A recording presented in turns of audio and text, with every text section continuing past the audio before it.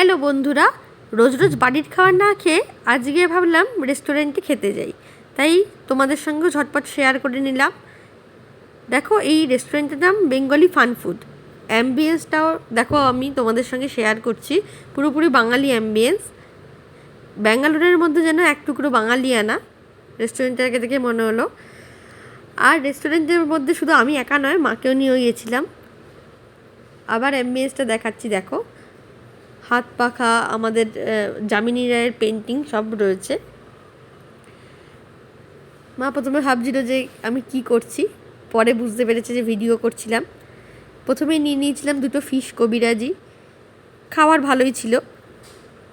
দেখো, আমি ভেঙেও দেখাচ্ছি, পুরোপুরি মাছের পুর ছিল ফিশ কবিরাজিটার মধ্যে। সত্যি কথা বলতে ফিশ কবিরাজিটা এতটাই বড় ছিল যে খেয়ে পুরো পেট ভরে গেছিলো। তাই তারপরে লুচি নিয়েছিলাম আর মাটন নিয়েছিলাম, কিন্তু সেটা ছবি তোলা আর হয়ে ওঠেনি।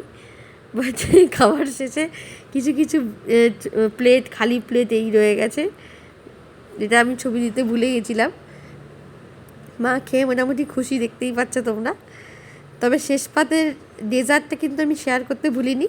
দুটো মিষ্টি দই নিয়েছিলাম, আর এটার স্বাদ কিন্তু আমাদের বাঙালি স্বাদের মিষ্টি দইয়ের মতোই একদম।